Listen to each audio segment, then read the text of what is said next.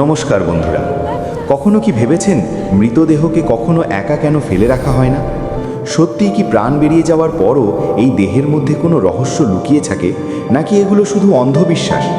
কিন্তু যদি আমি আপনাকে বলি মাত্র এক মুহূর্তের জন্য মৃতদেহকে একা ফেলে রাখা আপনাকে এমন শক্তির মুখোমুখি করতে পারে যাদের বোঝা মানুষের সাধ্যের বাইরে, তাহলে কি আপনি বিশ্বাস করবেন?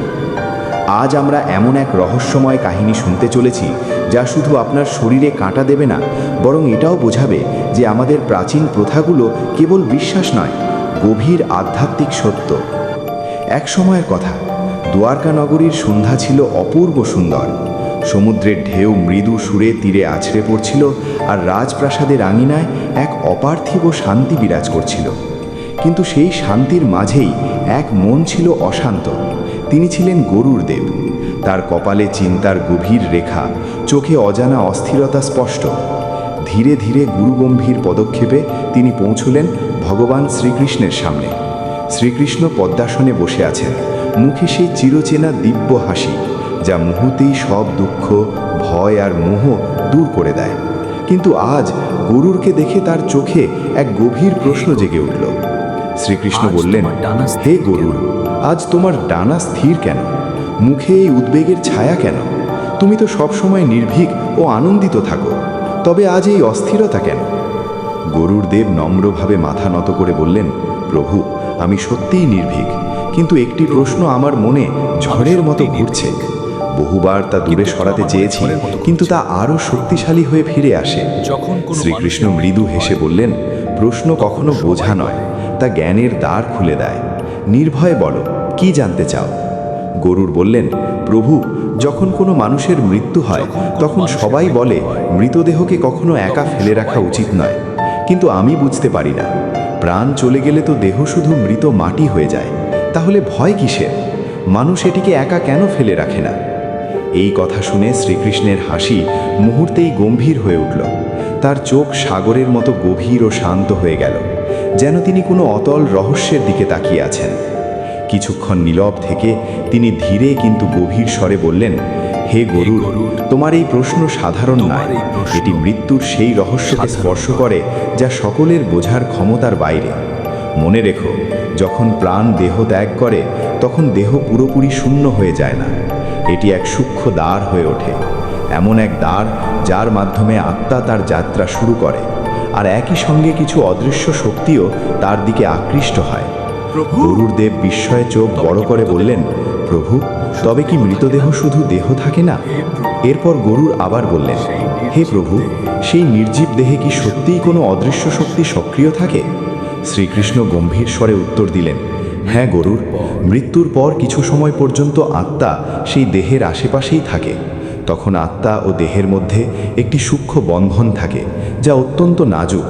তাই শাস্ত্রে স্পষ্ট বলা হয়েছে, মৃতদেহকে কখনো একা ফেলে রেখো না, কারণ তখন সেই দেহ এক অদৃশ্য আকর্ষণ সৃষ্টি করে, যা এমন অলৌকিক শক্তিকে আহ্বান করতে পারে যা জীবিত প্রাণীদের জন্য ভয়ঙ্কর ও ধ্বংসাত্মক হতে পারে। এই কথা শুনে গরুর দেবের হৃদয় কেঁপে উঠল। তার মনে একের পর এক প্রশ্ন জাগতে লাগল। কেন এমন হয়? কি সেই শক্তি যা মৃতদেহের দিকে আকৃষ্ট হয়? শ্রীকৃষ্ণ গভীর দৃষ্টিতে গরুরের দিকে তাকিয়ে বললেন, হে গরুর, যদি তুমি এই রহস্য জানতে চাও তবে তোমাকে একটি কাহিনী শুনতে হবে। এমন একটি কাহিনী যা শুধু এই গূঢ় সত্যকে উন্মোচিত করবে না, তোমার হৃদয়কেও নাড়িয়ে দেবে। তার চোখে করুণা ও রহস্য একসাথে ঝলমল করছিল। গরুর দেব সঙ্গে সঙ্গে ভক্তিভরে মাথা নত করে বললেন, হে প্রভু, আমি প্রস্তুত, দয়া করে আমাকে সেই কাহিনী শোনান। শ্রীকৃষ্ণ হালকা করে হাসলেন, কিন্তু এবার তার সেই হাসির আড়ালে লুকিয়েছিল এক গভীর রহস্য। তিনি বললেন, তাহলে শোনো গরুর, কেন মৃতদেহকে একা ফেলে রাখা হয় না? এই কথা বলার সঙ্গে সঙ্গেই যেন চারপাশের পরিবেশ বদলে গেল। চারদিকে এক অদ্ভুত নীরবতা নেমে এলো, যেন প্রকৃতিও থেমে গেছে সেই রহস্য শোনার অপেক্ষায়। শ্রীকৃষ্ণ কাহিনী শুরু করলেন, হে গরুর, এক সময়ের কথা, পবিত্র গঙ্গার তীরে এক সমৃদ্ধ নগর ছিল।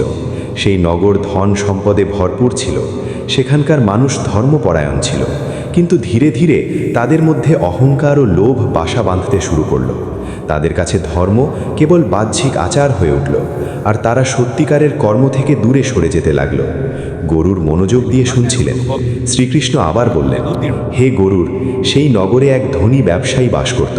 সে অত্যন্ত লোভী ছিল। সে সারা জীবন শুধু সোনা, রূপা ও সম্পদ সংগ্রহ করেছে, কিন্তু কখনো ধর্ম, দান বা পুণ্যকর্মের দিকে মন দেয়নি। তিনি একটু থেমে আবার বললেন, হে গরু, যেমন সৃষ্টির নিয়ম, মৃত্যু অবশ্যম্ভাবী। একদিন সেই ব্যবসায়ী হঠাৎ এক ভয়ঙ্কর রোগে আক্রান্ত হলো।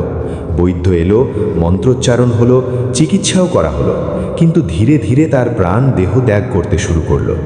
নগরে হুলস্থুল পড়ে গেল, কারণ সে ছিল অত্যন্ত সম্মানিত ব্যক্তি। যখন তার মৃত্যু হলো, পুরো নগর শোকে ডুবে গেল। বাড়ির বাইরে মানুষের ভিড় জমে গেল। নারীরা বিলাপ করতে লাগলো, পুরুষরা মাথা নিচু করে নীরবে দাঁড়িয়ে রইল। সবাই ভাবছিল, এত ধনী মানুষ, অথচ শেষ এমন হবে কেউ কল্পনাও করেনি। শ্রীকৃষ্ণ গভীর নিঃশ্বাস ফেলে বললেন, হে গরুর, এরপর সেই ব্যবসায়ীর পরিবার তার শেষ কৃত্যের প্রস্তুতি শুরু করল। শ্মশানে নিয়ে যাওয়ার ব্যবস্থা করা হচ্ছিল, কিন্তু তিনি একটু থামলেন। সেখানেই একটি ভুল হলো, যা পুরো নগরের জন্য অভিশাপ হয়ে দাঁড়ালো। গরুর উৎকণ্ঠিত হয়ে জিজ্ঞাসা করলেন, কি সেই ভুল প্রভু? শ্রীকৃষ্ণ ধীরে বললেন, সেই ব্যবসায়ীর মৃতদেহ রাতের বেলা একা ফেলে রাখা হয়েছিল। সবাই ক্লান্ত ছিল, পরিবার শোকে ভেঙে পড়েছিল। তারা ভাবল সকাল হলে শেষকৃত্য করা হবে, তাই মৃতদেহকে একটি কক্ষে রেখে সবাই বিশ্রাম নিতে চলে গেল। রাত গভীর হলো, আকাশে মেঘ জমল। হঠাৎ পরিবেশ বদলে যেতে লাগলো। মৃতদেহের পাশে যে প্রদীপগুলো জ্বলছিল সেগুলো একে একে নিভে গেল। কিছুক্ষণের মধ্যেই পুরো ঘর অন্ধকারে ডুবে গেল। এখন মৃতদেহ সম্পূর্ণ একা। ঠিক তখনই এক প্রহরী সেদিক দিয়ে যাচ্ছিল। সে ঘরের দিকে তাকিয়ে দেখল মৃতদেহের চারপাশে হালকা কুয়াশা ছড়িয়ে পড়ছে, কিন্তু সেটি সাধারণ ধোঁয়া ছিল না, তার মধ্যে ছিল এক অদ্ভুত শীতলতা। প্রহরী থেমে গেল, আর তখনই সে দেখল মৃতদেহের বন্ধ চোখ হালকা নড়ে উঠল। মুখে এক অস্বাভাবিক পরিবর্তন দেখা দিল। সে ভয়ে কেঁপে উঠল এবং সেখান থেকে সরে গেল। পরের দিন ভোরবেলা যখন পরিবার ও নগরবাসীরা সেই কক্ষে প্রবেশ করল, তখন তারা যা দেখল তাতে সবাই স্তব্ধ হয়ে গেল। মৃতদেহ ঠিক আগের জায়গাতেই পড়ে আছে, কিন্তু তার চোখ দুটি সম্পূর্ণ খোলা আর মুখে এক অস্বাভাবিক ভয়ঙ্কর অভিব্যক্তি। গরুরদেব বিস্ময়ে কাঁপা কণ্ঠে বললেন, প্রভু, এটা কিভাবে সম্ভব? প্রাণ তো বেরিয়ে গেছে, তারপরেও এমন পরিবর্তন কেন? শ্রীকৃষ্ণ গম্ভীরভাবে বললেন, গরুর, এটাই সেই কারণ যার জন্য শাস্ত্রে বলা হয়েছে মৃতদেহকে কখনো একা ফেলে রেখো না। যখন দেহ একা পড়ে থাকে তখন তা এক শূন্যে পরিণত হয়, আর শূন্য কখনো খালি থাকে না। সেটিকে পূরণ করার জন্য অদৃশ্য শক্তি আকৃষ্ট হয়। কিছুক্ষণ থেমে তিনি আবার বললেন, কিন্তু এটি ছিল কেবল শুরু। প্রকৃত ভয় তখন সামনে এলো যখন সেই প্রহরী তার দেখা ঘটনাটি সবার সামনে বলল। প্রহরী এগিয়ে এসে কাঁপা গলায় বলল, আমি রাতের বেলায় কক্ষের ভেতরে এক ছায়া মূর্তি দেখেছি। সেটা মানুষের মতোই ছিল, কিন্তু তার পা মাটিতে ছুঁয়েও ছিল না, আর তার চোখ জ্বলছিল লাল আলোতে। লোকেরা প্রথমে বলল, এটা নিশ্চয়ই তোমার ভুল দেখা, কিন্তু প্রহরী দৃঢ় কণ্ঠে বলল, না, আমি নিজের চোখে দেখেছি। সেই ছায়া ধীরে ধীরে মৃতদেহের কাছে গেল, আর তারপর সেই দেহের ভেতরেই মিলিয়ে গেল। এই কথা শুনে নারীরা কান্নায় ভেঙে পড়ল। শিশুরা ভয়ে মায়ের আঁচল আঁকড়ে ধরল। চারিদিকে এক অদ্ভুত আতঙ্ক ছড়িয়ে পড়ল। কেউ বলল, তাড়াতাড়ি দেহটাকে শ্মশানে নিয়ে যাও। আবার কেউ বলল, এখন এই দেহে প্রেতের বাস হয়েছে। শ্রীকৃষ্ণ বললেন, হে গরুর, তখন পুরো নগর বুঝে গিয়েছিল এই দেহ আর সাধারণ নয়, এটি এখন এক অদৃশ্য শক্তির আশ্রয় হয়ে উঠেছে। গরুরদেব চিন্তিত হয়ে জিজ্ঞাসা করলেন, প্রভু, সত্যিই কি সেই ছায়া ওই দেহকে অধিকার করেছিল? শ্রীকৃষ্ণ শান্ত কিন্তু দৃঢ় স্বরে বললেন, হ্যাঁ গরুর, এবং সেই কারণেই সেই রাতের পর থেকে নগরে একের পর এক অদ্ভুত ঘটনা ঘটতে শুরু করলো। এমন ঘটনা যা পুরো নগরকে সংকটে ফেলে দিল। সেই ব্যবসায়ীর দেহ এখন আর শুধু দেহ ছিল না, তা এক শক্তির কেন্দ্র হয়ে উঠেছিল। আর যখন কোনো অদৃশ্য শক্তি কোনো দেহে প্রবেশ করে, তখন তার প্রভাব শুধু সেই দেহে সীমাবদ্ধ থাকে না, চারপাশের পরিবেশও তার প্রভাবে বদলে যায়। সেই দিন থেকেই রাত নামলেই অদ্ভুত শব্দ শোনা যেতে লাগলো। শিশুরা ঘুমের মধ্যে কেঁদে উঠত, বাড়ির কোণে কোণে ফিসফিস শব্দ শোনা যেত, যেন কেউ অজানা ভাষায় কথা বলছে। কুয়োর ধারে মাঝে মধ্যে অকারণ হাসির শব্দ ভেসে আসত। আঙিনায় জ্বলা প্রদীপগুলো হঠাৎ নিজে থেকেই নিভে যেত। মানুষ রাতে ঘরের বাইরে বের হওয়া বন্ধ করে দিল। ভয় এখন পুরো নগরকে গ্রাস করেছে। এরই মধ্যে পরিবার সিদ্ধান্ত নিল যত তাড়াতাড়ি সম্ভব দেহের শেষকৃত্য সম্পন্ন করতে হবে। তারা মৃতদেহকে শ্মশানে নিয়ে গেল। চিতা সাজানো হলো, আগুন দেওয়ার প্রস্তুতি নেওয়া হলো। কিন্তু যখনই আগুন জ্বালানোর চেষ্টা করা হলো, প্রতিবারই তা নিজে থেকেই নিভে গেল। একবার নয়, দুবার নয়, 3 বার চেষ্টা করা হলো, আর 3 বারই একই ঘটনা ঘটল। সবাই একে অপরের দিকে তাকাতে লাগলো। ভয়ের ছাপ সবার চোখে স্পষ্ট। গরুড়দেব প্রশ্ন করলেন, প্রভু, আগুন কেন জ্বলল না?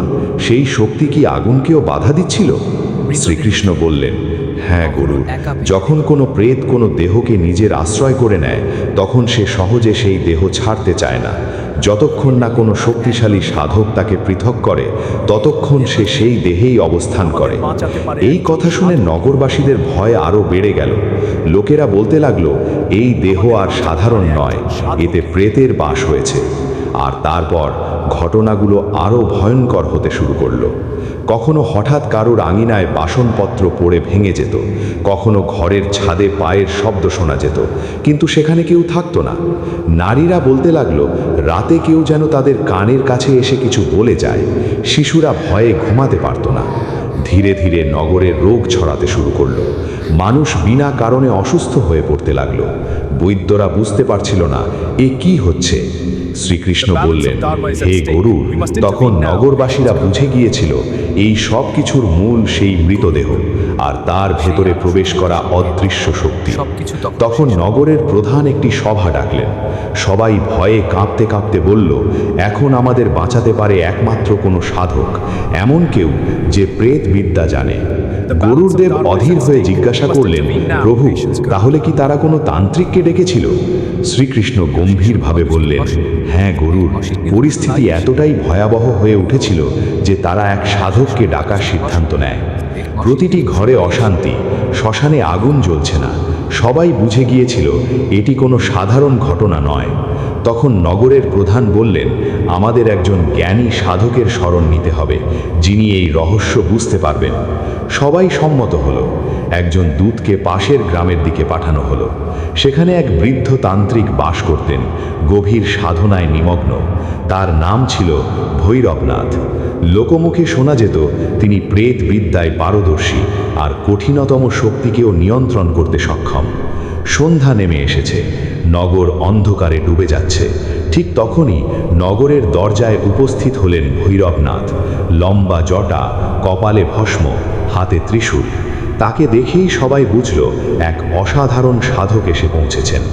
মানুষ তার কাছে গিয়ে কাঁদতে কাঁদতে বলল, মহারাজ, আমাদের নগরে বিপদ নেমে এসেছে। এই মৃতদেহ প্রেতের অধীন হয়ে গেছে। আগুনও তাকে গ্রহণ করছে না।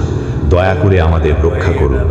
ভৈরবনাথ শান্ত কিন্তু গভীর স্বরে বললেন, আমি জানি যেদিন এই দেহকে একা ফেলে রাখা হয়েছিল, সেদিন থেকেই তার উপর প্রেতের অধিকার হয়েছে।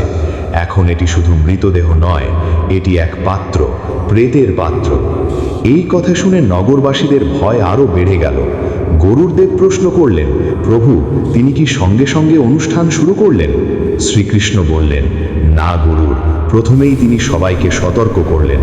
ভৈরবনাথ কঠোর স্বরে বললেন, এই সংকট তোমাদেরই অবহেলার ফল। যখন মৃতদেহকে একা ফেলে রাখা হয়, তখন তা এক শূন্যে পরিণত হয়, আর শূন্য কখনো খালি থাকে না। সেটিকে পূরণ করার জন্য অদৃশ্য শক্তি আকৃষ্ট হয়। এখন এই প্রেতকে সরানো সহজ নয়, কারণ এটি শক্তিশালী। এটি সেই ব্যবসায়ীর অপূর্ণ ইচ্ছা ও লোভের সাথে যুক্ত। এই কথা শুনে সবাই আতঙ্কিত হয়ে পড়ল।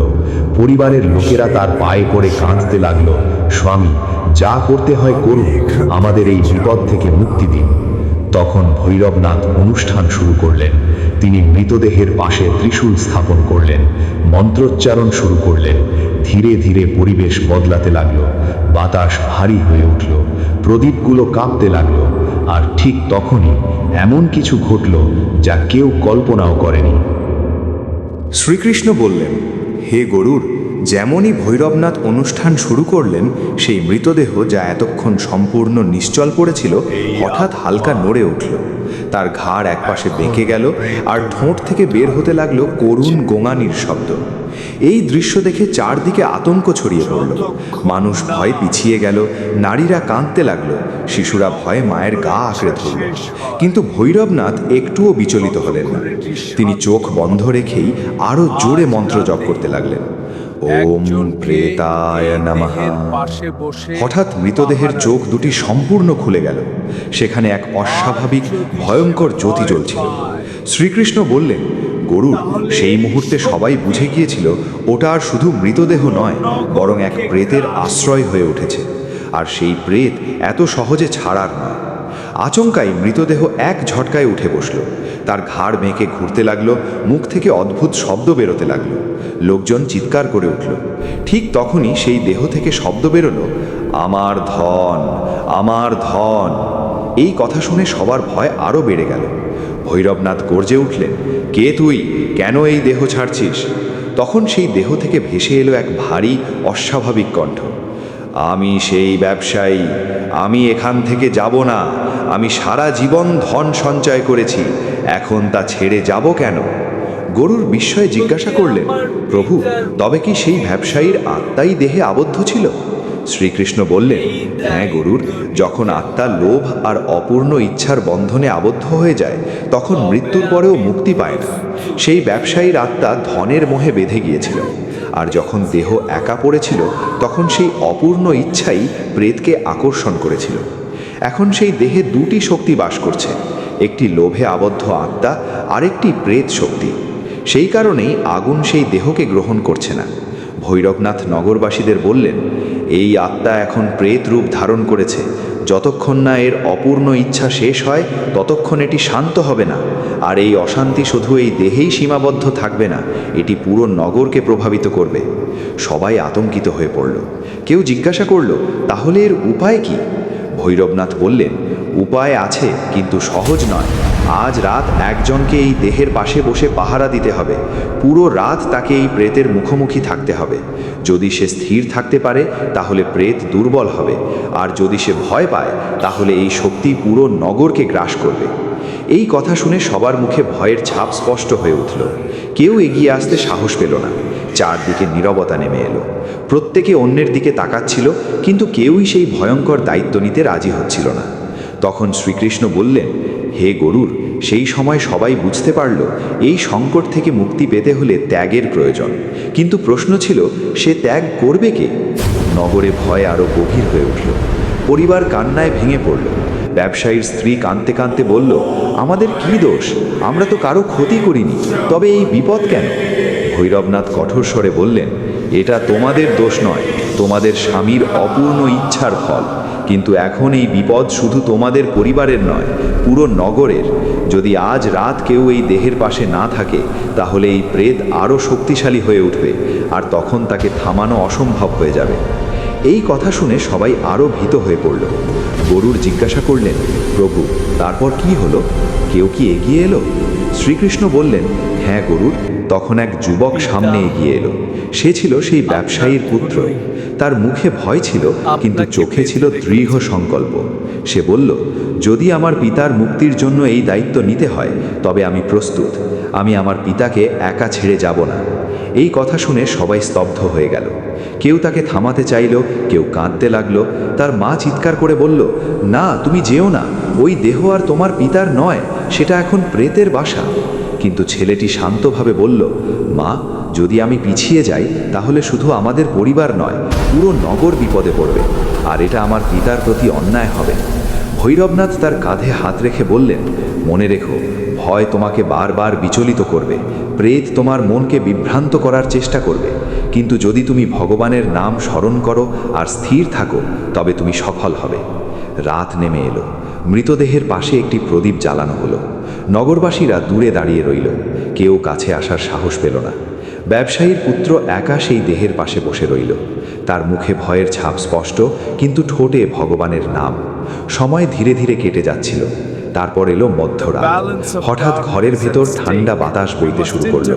প্রদীপ কাঁপতে লাগলো, আর ঠিক সেই মুহূর্তে মৃতদেহ ধীরে ধীরে তার ঘাড় তুলল। শ্রীকৃষ্ণ বললেন, গরুর, সেই মধ্যরাতের মুহূর্ত ছিল সবচেয়ে ভয়ঙ্কর। মৃতদেহের চোখ খুলে গেল, সেখানে এক তীব্র লাল জ্যোতি জ্বলছিল। তার ঠোঁট নড়ল, আর এক গভীর ভয়ঙ্কর কণ্ঠ শোনা গেল। বাইরে দাঁড়িয়ে থাকা লোকেরা আতঙ্কে পিছিয়ে গেল। নারীরা কাঁদতে লাগলো, কিন্তু সেই যুবক তার জায়গা থেকে এক চুলও সরল না। সে কাঁপছিল, কিন্তু বসে রইল। শ্রীকৃষ্ণ বললেন, গরুর, সেই মুহূর্তে সে তার পিতার কণ্ঠস্বর শুনল, কিন্তু সেটা তার পিতার নয়, এক প্রেতের কণ্ঠস্বর। আর সেই কণ্ঠই ঠিক করতে যাচ্ছিল নগরের ভবিষ্যৎ কি হবে। মৃতদেহ ধীরে ধীরে উঠে বসল, তার চোখে লাল আগুনের মতো জ্যোতি। আর সে বলল, পুত্র, আমার কাছে এসো। যুবক ভয় পেয়েছিল, কিন্তু সাহস করে বলল, যদি আপনি আমার পিতা হন, তবে বলুন আপনার আত্মার মুক্তি কিভাবে হবে। হঠাৎ সেই দেহ থেকে বিকৃত হাসি বেরিয়ে এলো। সঙ্গে সঙ্গে প্রদীপ নিভে গেল, চারদিক অন্ধকারে ঢেকে গেল। শুধু সেই লাল চোখ দুটি জ্বলছিল। তারপর এক কণ্ঠ ভেসে এলো, আমার ধন চাই। যতক্ষণ না আমি আমার লুকানো ধন ফিরে পাই, আমি এখান থেকে যাব না। এই কথা শুনে সবাই বুঝে গেল, এটি আর সাধারণ আত্মা নয়, এটি লোভে আবদ্ধ এক প্রেত। ঠিক সেই মুহূর্তে ভৈরবনাথ জোরে মন্ত্রোচ্চারণ শুরু করলেন। ধীরে ধীরে ঘরের ভেতর এক অদ্ভুত আলো ছড়িয়ে পড়তে লাগলো। সেই আলোর প্রভাবে মৃতদেহ কিছুক্ষণের জন্য স্থির হয়ে গেল। শ্রীকৃষ্ণ বললেন, হে গরুর, সেই সময় এক ভয়ঙ্কর সংঘর্ষ শুরু হয়েছিল। একদিকে আত্মা, যে মুক্তি চাইছিল, আর অন্যদিকে লোভ, যা তাকে বেঁধে রেখেছিল। যখন আত্মা লোভে আবদ্ধ হয়, তখন প্রেত তার উপর অধিকার করে ফেলে। তখন ব্যবসায়ীর পুত্র কাঁপা গলায় বলল, পিতা, আপনার ধনের মূল্য কি? সেই ধনই তো আপনাকে বেঁধে রেখেছে, তা ছেড়ে দিন, ভগবানের নাম স্মরণ করুন। কয়েক মুহূর্তের জন্য মৃতদেহ স্থির হয়ে রইল। তারপর হঠাৎ তার শরীর কাঁপতে শুরু করল। তার মুখ থেকে বেরিয়ে এলো এক ভয়ঙ্কর চিৎকার, যেন তার ভেতরে দুই শক্তির লড়াই চলছে, একদিকে লোভ, অন্যদিকে আত্মা। ঠিক সেই সময় চারপাশের পরিবেশ বদলে গেল। হঠাৎ এক দিব্য আলো প্রকাশ পেল। চারদিকে এক শান্ত পবিত্র শক্তি ছড়িয়ে পড়ল। শ্রীকৃষ্ণ বললেন, গরুর, সেই মুহূর্ত ছিল অত্যন্ত গুরুত্বপূর্ণ। সেই দিব্য শক্তির প্রভাবে প্রেত দুর্বল হয়ে পড়ল, আর আত্মা শক্তি পেতে শুরু করল। ব্যবসায়ীর পুত্র নিরন্তর ভগবানের নাম জপ করতে লাগলো। তার ভক্তির শক্তি যেন পুরো পরিবেশকে পবিত্র করে তুলছিল। হঠাৎ মৃতদেহ এক তীব্র চিৎকার করে মাটিতে পড়ে গেল। শ্রীকৃষ্ণ বললেন, গরুর, যখন সেই দেহ মাটিতে পড়ল, তখন তার চোখের লাল জ্যোতি সম্পূর্ণ নিভে গেল, আর যে প্রদীপটি নিভে গিয়েছিল তা নিজে থেকেই আবার জ্বলে উঠল। গরুরদেব গভীরভাবে বললেন, প্রভু, তাহলে কি সেই দিব্য আলো নগরকে রক্ষা করল? শ্রীকৃষ্ণ শান্তভাবে বললেন, গরুর, সেই আলো শুধু এক সংকেত দিয়েছিল। সব কিছু তখনও শেষ হয়নি, কারণ আত্মার বন্ধন তখনও পুরোপুরি ছিন্ন হয়নি। যতক্ষণ সেই বন্ধন না ভাঙে, ততক্ষণ প্রকৃত শান্তি আসে না। যদিও প্রেতের শক্তি দুর্বল হয়ে পড়েছিল, কিন্তু তা সম্পূর্ণভাবে শেষ হয়নি। মৃতদেহ আবার নিশ্চল হয়ে পড়েছিল, কিন্তু নগরবাসীরা এখনও ভয়ে কাঁপছিল, আর সেই পুত্র চোখে জল নিয়ে ভগবানের নাম জপ করছিল। কিছুক্ষণ নীরব থাকার পর শ্রীকৃষ্ণ আবার বললেন, হে গরুর, এখন সেই সময় এসেছিল যখন এই রহস্যের আসল অর্থ বোঝা জরুরি। গরুর জিজ্ঞাসা করলেন, প্রভু, কোন রহস্য? শ্রীকৃষ্ণ বললেন, গরুর, যখন কোনো মানুষের মৃত্যু হয়, তখন তার দেহ শুধু মাটিতে পরিণত হয় না। সেই সময় আত্মা আর দেহের মধ্যে একটি সূক্ষ্ম বন্ধন থাকে। এটি খুবই নাজুক, কিন্তু সঙ্গে সঙ্গে শেষ হয় না। সেই সময় মৃতদেহ একটি দ্বার হয়ে ওঠে, একটি এমন দ্বার যার দিকে অদৃশ্য শক্তি আকৃষ্ট হয়। গরুর বললেন, তাই কি মৃতদেহের পাশে পাহারা দেওয়া হয়? শ্রীকৃষ্ণ বললেন, হ্যাঁ গরুর, যখন মৃতদেহ একা ফেলে রাখা হয়, তখন তা এক শূন্যে পরিণত হয়। আর শূন্য কখনো খালি থাকে না। সেটিকে পূরণ করতে প্রেত, পিশাচ এবং নানা নেগেটিভ শক্তি আকৃষ্ট হয়, আর তারা সেই দেহকে নিজের আশ্রয় করে তোলে। তাই শাস্ত্রে বলা হয়েছে, মৃতদেহকে কখনো একা ফেলে রেখো না। শ্রীকৃষ্ণ আরও বললেন, মৃত্যুর পর কিছু সময় পর্যন্ত আত্মা তার আশেপাশেই থাকে। যদি তার চারপাশে মন্ত্র, ভজন আর পবিত্র পরিবেশ থাকে, তবে সে শান্তি পায়। কিন্তু যদি অন্ধকারে একা ফেলে রাখা হয়, তবে সে অসুরক্ষিত হয়ে পড়ে, আর তখনই এই শক্তিগুলো তাকে নিজের অধীনে নিয়ে নিতে পারে। গরুর জিজ্ঞাসা করলেন, প্রভু, কি সব আত্মার সাথেই এমন হয়? শ্রীকৃষ্ণ বললেন, না গরু, যে আত্মারা ধর্ম, সৎকর্ম আর ভক্তির সঙ্গে যুক্ত থাকে তারা দ্রুতই ঈশ্বরের পথে এগিয়ে যায়, কিন্তু যারা লোভ, মোহ আর অপূর্ণ ইচ্ছায় আবদ্ধ থাকে তারা সহজে মুক্তি পায় না। আর সেই ধরনের দেহই প্রেত শক্তির জন্য সবচেয়ে বড় আকর্ষণ হয়ে ওঠে। এখন নগরবাসীরা সব বুঝতে পারল এই বিপদের মূল ছিল সেই ব্যবসায়ীর লোভ, আর মৃতদেহকে একা ফেলে রাখার ভুল সেই প্রেতকে সুযোগ দিয়েছিল। শ্রীকৃষ্ণ বললেন, হে গরুর, এটাই সত্য, মৃতদেহ শুধু মাটির স্তূপ নয়, এটি এক সেতু, আত্মা আর অদৃশ্য জগতের মধ্যে সংযোগকারী সেতু। আর যতক্ষণ সেই সেতুর রক্ষা না করা হয় ততক্ষণ যে কোনো নেগেটিভ শক্তি তার ওপর অধিকার করতে পারে। তাই শাস্ত্রে বলা হয়েছে, মৃতদেহকে একা রেখো না। মন্ত্র, প্রদীপ এবং সৎসঙ্গ, এই তিনটেই আত্মার রক্ষা কবচ। এই কথা শুনে গরুরদেব আবেগে ভরে উঠলেন। তিনি হাত জোর করে বললেন, প্রভু, এখন আমি বুঝতে পারছি যা আমি অন্ধবিশ্বাস মনে করতাম তা আসলে গভীর সত্য। শ্রীকৃষ্ণ মৃদু হাসলেন এবং বললেন, গরুর, সত্য কখনো অন্ধবিশ্বাস নয়, তা শুধু তখনই রহস্য মনে হয় যতক্ষণ না তাকে বোঝা যায়। আজ তুমি সেই রহস্য জানতে পেরেছ। বন্ধুরা, মৃত্যু এমন এক সত্য যা শুনলেই মানুষের মনে ভয় জন্মায়, কিন্তু এটিই জীবনের সবচেয়ে বড় বাস্তবতা। যে জন্মেছে তার মৃত্যু নিশ্চিত, কিন্তু প্রশ্ন হলো, মৃত্যুর পর কি হয়? কেন মৃতদেহকে একা ফেলে রাখা উচিত নয়? আর আত্মার যাত্রা কেমন হয়? প্রথম সত্য, মৃতদেহকে একা কেন রাখা হয় না? মৃত্যুর পর কিছু সময় পর্যন্ত আত্মা দেহের আশেপাশে থাকে। তখন দেহ শুধু মাটি নয়, এটি এক সূক্ষ্ম দ্বার হয়ে ওঠে। আর যদি এই সময় তাকে একা ফেলে রাখা হয় তবে তা এক শূন্যে পরিণত হয়, যা নেগেটিভ শক্তিকে আকর্ষণ করে। দ্বিতীয় সত্য, আত্মার পথ। আত্মা কখনো নষ্ট হয় না। দেহ পঞ্চতত্ত্বে মিশে যায়, কিন্তু আত্মা তার কর্মের অনুযায়ী এগিয়ে যায়। যে ধর্ম, ভক্তি আর সৎকর্ম করেছে সে আলোর পথে যায়, আর যে লোভ, মোহ আর পাপে জড়িয়েছিল সে ভ্রান্তিতে ঘুরতে থাকে।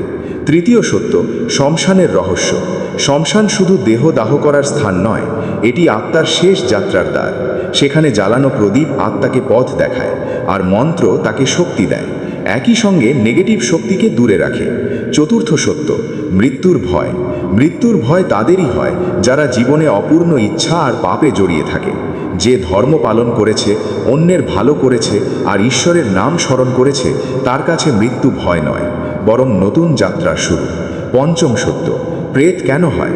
যখন কেউ লোভ, মোহ বা অপূর্ণ ইচ্ছায় আবদ্ধ হয়ে মারা যায় তখন তার আত্মা মুক্তি পায় না।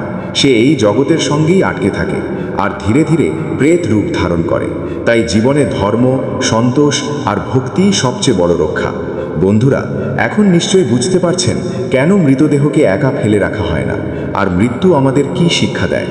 যদি এই কাহিনী আপনাদের জ্ঞান বৃদ্ধি করে থাকে তাহলে ভিডিওটি লাইক করুন, আপনার মতামত কমেন্টে লিখুন।